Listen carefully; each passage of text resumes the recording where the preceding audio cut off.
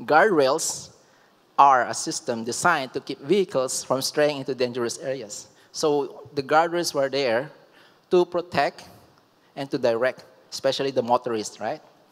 So where can you find the guardrails? So usually you can find it on bridges, curbs, and then in medians. Medians means in the middle of the road, so you can see the traffic, right? So usually they have guardrails in the middle. And then if you go to mountainous areas, highlands, like Baguio or Genting, right?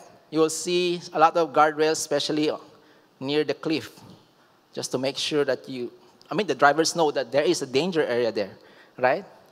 Have you tried to take bus going to Baguio? Yes, some. Have you tried to take a bus? Have you seen a bus? just to make sure that some may say yes. You can see a lot of guardrails on the road, but guardrails, you can also see it from other places as well, like this. If you have a baby, you put all these things in the corners, in your furniture, in the cabinets, to baby-proof your house. Because we know that babies are not so smart to see the danger, right? You see the baby and then bump their head. So that's why you baby-proof your house. That's guardrails. You put things just to make things safer. Or this, rules and laws. The government put rules and laws because for us not to go in the dangerous situation or chaotic situation. Example is traffic rules. So the traffic rules, if you're not following it, you might end up in what? You hurt someone, you may hurt other people, or you yourself eventually some people may die if not following the traffic rules. So rules can be guardrails so that we will be in a safe zone. But I know that some people don't like rules. Do you know someone who don't like rules? And some people even defy the rules. In the Philippines, you see some signs, do not throw garbage here. And what can you see? Garbage, right? Bawal magtapon ng basura dito, then still. So I think they should change the sign, right? Throw your garbage here. Try mo lang. Hindi mo itatapon, di ba? May catch. Sometimes, in the road, they say, do not cross the road. Kaya binago na nila yun, no? Bawal tumawid dito, nakamamatay. Tinakot na nila yung mga Pinoy kasi minsan, tumatawid pa rin, no? You remember in the Philippines, if you're crossing the road, it's like life and death.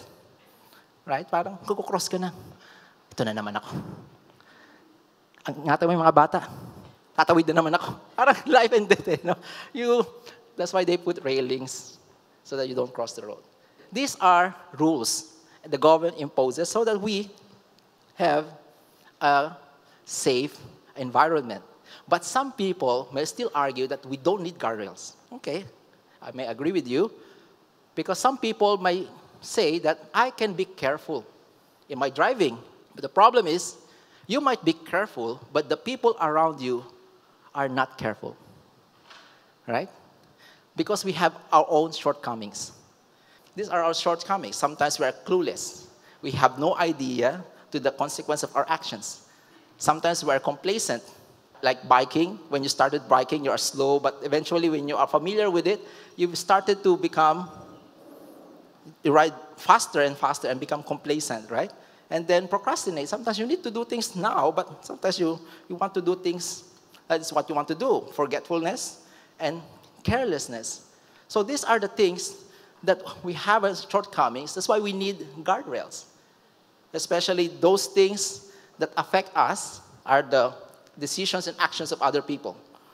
So we're affected. And so with us, whatever we did will also affect other people as well. But again, there are some guardrails. Of course, some people might argue some guardrails might also harm us. Some people may argue with that. Yeah, remember, there's some parents will say, you cannot go on date until you reach 40. So I mean, I think it's a very hard guardrail. So you remember when they have a baby, they are so clean that they don't want their baby to get dirty.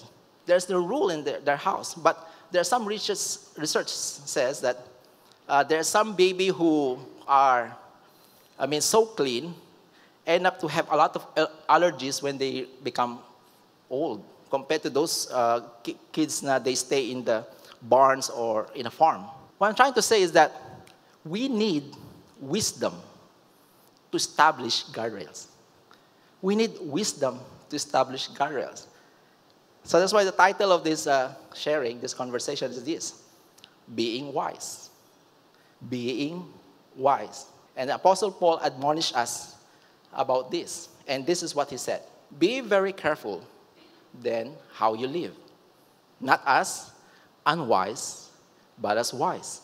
Be very careful. In some other translations, be very careful how you walk. So can you imagine if there's a shattered glass on the floor? How do you walk? You are careful. You are very careful when you walk when there's a broken glass, because you know you can be hurt, right? So these have similar images with this verse. Be very careful then how you live, not as unwise, but as wise, making the most of every opportunity, because the days are evil. We are living in a dangerous time. Why? Because there are some people who can do bad, or sometimes we can do mistakes, like what I just said. There are some shortcomings. So that's why we need guardrails to those shortcomings that we have, right? But I want to highlight what Apostle Paul was saying: not as unwise, but as wise. We live as wise. That's why it begs to this question: what do wise people do? So I will give you this answer, and hopefully you'll be our takeaway for today, which is this: wise people synergize knowledge with counsel. Wise people synergize knowledge with counsel. Synergize means you combine, you add up, you join things, because the effect of joining things is far more better than the effect of just one component. That is to synergize. So when you synergize knowledge with counsel, it means that when you're making a decision, you make sure that you have the knowledge at hand. But it's better if you seek counsel, right? Because you don't have a capability to know every information. We are limited. We cannot know everything. So that's why when we make decisions, we only make decisions on what we have right now. What are the informations we have right now? But you can still seek counsel from someone who might have experience and who can tell you what will happen in the future. That's why we're looking for counsels. That is very important for making major decisions. So remember, when I say knowledge, knowledge is both facts and experience. So because we learn from your experience, because you experience something, or the experience of other people. We learn from that. Then you add it with counsel, especially from those people who are experts, those people who are in authority, your parents, or those godly people who are also wise to give you a good advice, right? So you seek for counsel. And this is based on the book of Proverbs. Proverbs 8, verse 10. So if you read the chapter 8, the first part of it, King Solomon is the writer of Proverbs. He personifies wisdom. So it's a lady shouting or inviting people. So he went to the highways, inviting people to choose her. That's why she said, choose my is wisdom, choose my instruction rather than silver, and knowledge rather than pure gold. So she's inviting everyone to choose instruction and knowledge, counsel, commands, and knowledge, informations, and what? Experience from other people. We learn of this because we experience it, or we learn the experience from other people. And this is made by King Solomon. So remember him? He's actually, most of the Proverbs, he wrote about it. So King Solomon, his famous story is about the two ladies. Remember the story? There are two ladies who claim that the baby they're the mom of this baby. So that's why King Solomon asked for a guard. Okay, get a guard, get a sword, cut the baby into half, then give one to half, and the other one is to other lady. So you still remember the story? Right? So, but the real mom, protested. So she said, oh, please don't cut the baby. Just give the baby to the other lady. So that's why King Solomon ruled that the real mom is the one who don't want the baby to die and wants the baby to be alive. So that makes him so well known because of his wisdom, that God indeed is with him. That is King Solomon. But the story that we're going to talk about today is his son. Do you know his son? The next or the succeeding king after King Solomon? His son is King Rehoboam. Unfortunately, during his reign, the nation of Israel was divided into two. Can you imagine you are in the history and you are the king and you are the reason why the nation divided? Right? So difficult in history. But anyway, this king has made some kind of decision, and hopefully we'll learn from it. Right? So this is the setting. So King Rehoboam went to Shechem. So you can see here, Shechem. It's almost the middle of the whole country. Even though it is, they already know that he will succeed as a king, but for formality, he needs to go to the Shechem to declare, all the people declare him as a king. So there are some leaders in other tribes and approach him. And this is what they said. So this is the leaders of the 10 tribes. Your father, so who's the father? King Solomon, right? Okay. Was a hard master, they said. So he's wise, but he's a hard master. So sometimes it doesn't go as well, right? So lighten the harsh labor demands and heavy taxes that your father imposed on us. Then we will be your loyal subjects. Rehoboam replied, come back in 3 days for my answer. So the people went away. So King Solomon is very wise. Probably he's not only wise, probably meron siyang OCD. So he keeps on building things. No? Build.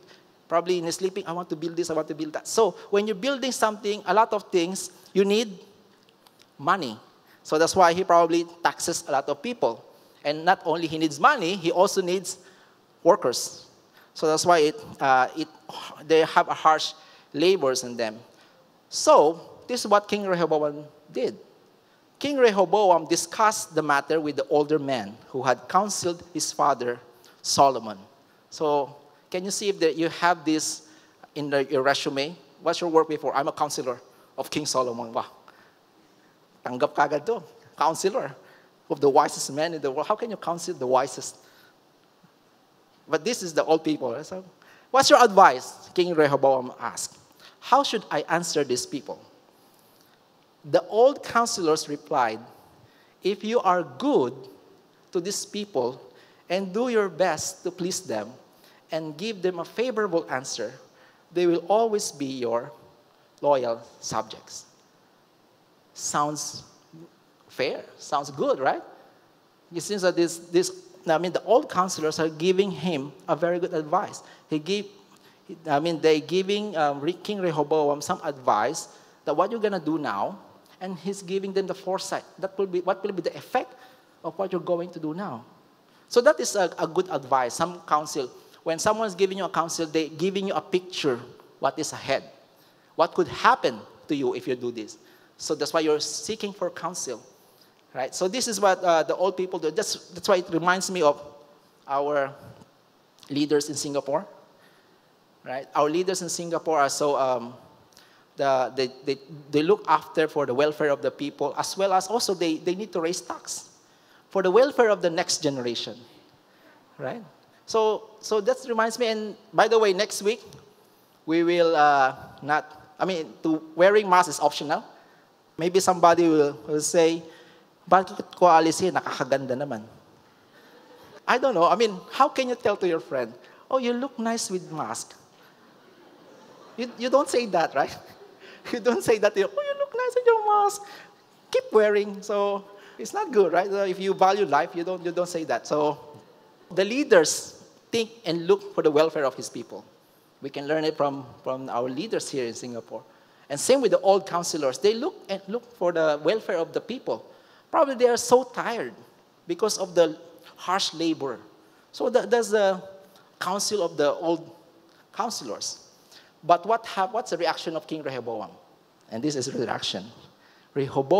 King Rehoboam rejected the advice of the older men and instead asked the opinion of the young men who had grown up with him and were now his advisors. So probably he sacked his counselors and get the new advisors. And then he asked, "What is your advice?" he asked them. "How should I answer these people who want me to lighten the burdens imposed by my father?"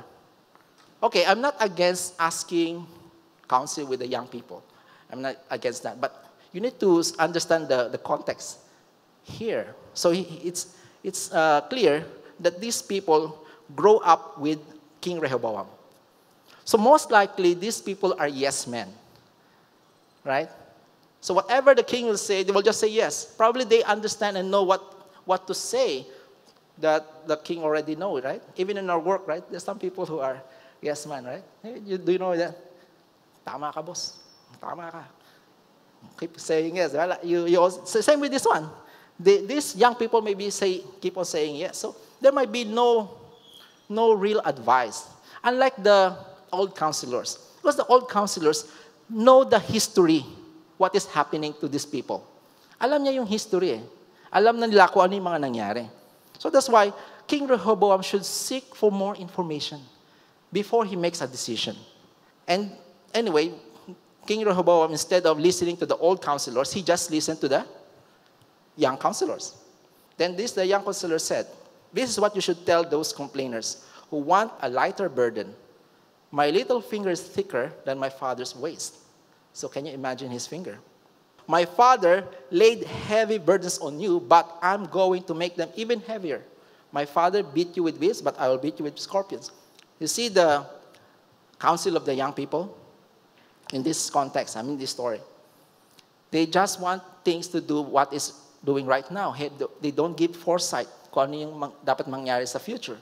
It's not sustainable, right? Can you imagine if you just enforce harsh labor, these people will eventually be so tired, right? So there's no foresight here on the advice of the young people. Then after 3 days, so the people from other leaders came back, want to know the decision of the king. And this is the decision of the king. King Rehoboam spoke harshly to them, for he rejected the advice of the older counselors and followed the counsel of his younger advisors. He told the people, "My father laid heavy burdens on you, but I'm going to make them even heavier. My father beat you with whips, but I will beat you with scorpion." So King Rehoboam did not pay attention with the plea of the people, with the burden of the people, what is they're undergoing through. So King Rehoboam just rejected the counsel of the old counselors and just do what he wants to do, which is to impose even more. So hopefully we learn from these mistakes. Because what happened is that when King Rehoboam sent his, the person in charge for the forced labor. So when he sent that person was stoned to death. So that's how angry the 10 tribes of Israel was. They stoned him to death, and then when King Rehoboam heard about it, so he flee away and back to Jerusalem. And the 10 tribes did not listen to the king anymore, and they don't want to be under the kingship of King Rehoboam. So that is the end. That is the start of the division of the kingdom of Israel because of that simple decision. He made that decision that divided the kingdom into two. We hope we learn that as to be wise is we synergize knowledge with the counsel of those who have foresight. Even though you have the knowledge, we still need to seek some counsel, especially to those people who are also wise, right? Maybe you're wondering, isn't it unfair? It's just one decision, then it divided the kingdom.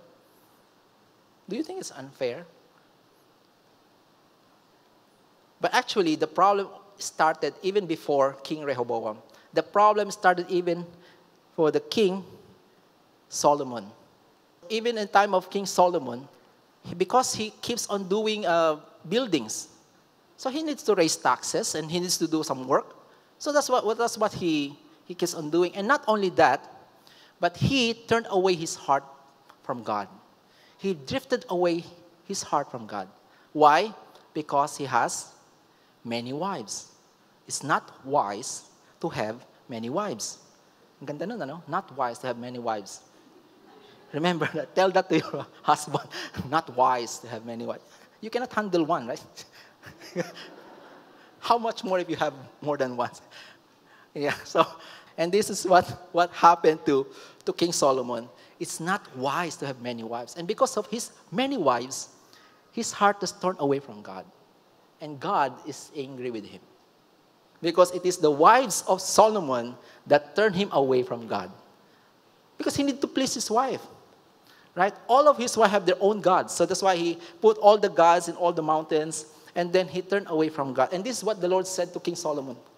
The Lord was very angry with Solomon, for his heart had turned away from the Lord, the God of Israel, who appeared to him twice. Not once, but twice. He had warned Solomon specifically about worshiping other gods.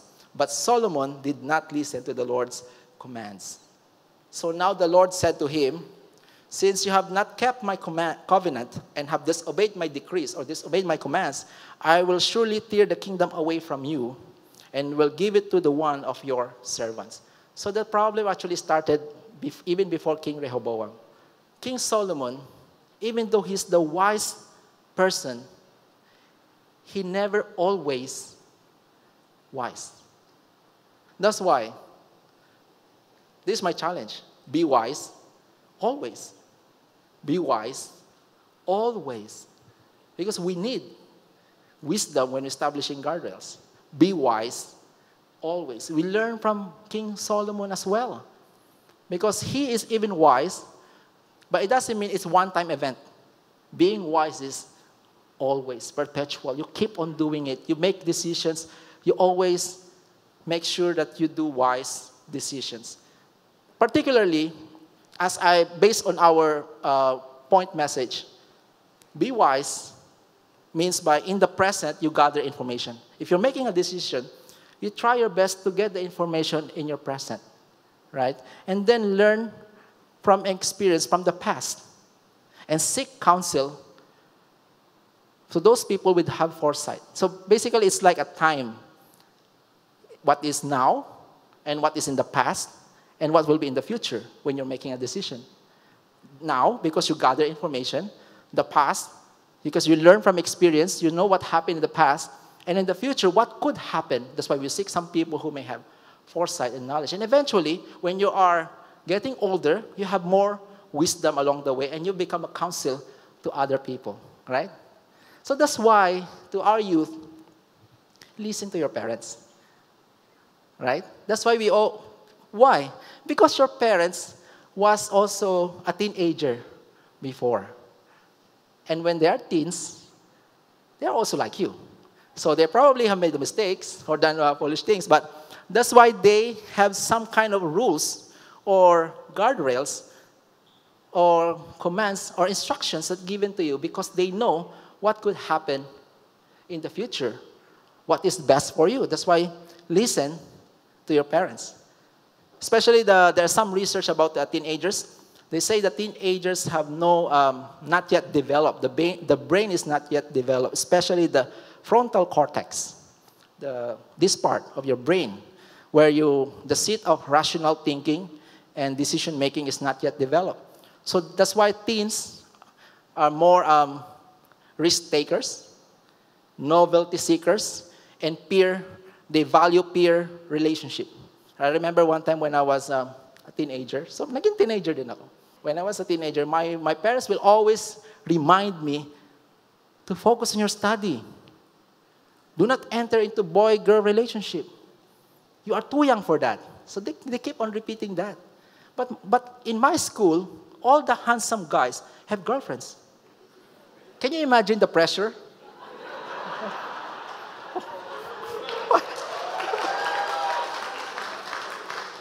I mean, it's not a joke. Well, I really don't know why are you laughing, but I mean, it's a big problem to me. I mean, All of them, I mean, they have girlfriends, and I need to, reminded by my parents that I shouldn't go and enter to this. But I will not give more information about that, for what happened in my teenage days. But again, we always reminded that there are some things, especially when you are with peers, you will do more foolish things with your friends because you seek risk and novelty things. Yeah, that's why parents, you must be the frontal cortex to your teenagers. You are the one who has make sure that they will do rational things. That's why when they ask, they sound yeah, you know that. Then your mom, you will ask, I will go to my friends. No, I will just go play this. No, because they know. That's why they always say no. Because they know, right? Apostle Paul said, don't act thoughtlessly. When making a decision, don't make a hasty decision. Don't act thoughtlessly. So if you are, someone may hear this message and you're not a religious person, hopefully you learn something about it because it's indeed practical things. But if you are a believer of Christ, you subscribe to the idea, to the belief that God is the source of wisdom.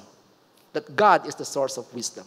That's why when we make a decision, we align our decisions with what the Lord wants us to do. That's why Apostle Paul said, don't act thoughtlessly, but understand what the Lord wants you to do. You align your decisions with what He wants us to do. Because we as believers understand that our capability to gather knowledge is limited. And we don't have idea what will happen in the future. That's why we seek to the very person who knows everything and who knows what lies ahead. That's why we always ask God for wisdom. As a wise people or as believers, we synergize knowledge with the counsel of Christ. Because Christ came and gave us an example on how to live as a godly person and gave us commands to follow Him. And then whenever you need wisdom, you can always ask God, who will always give you the wisdom that you need without finding fault. Again, wise people synergize knowledge with counsel from God. Hopefully, we bring this and always be in our hearts so that we can also help, especially our kids and even our grandkids in the future. You always give and tell them that they need wisdom even in their old age. They always need the wisdom coming from God.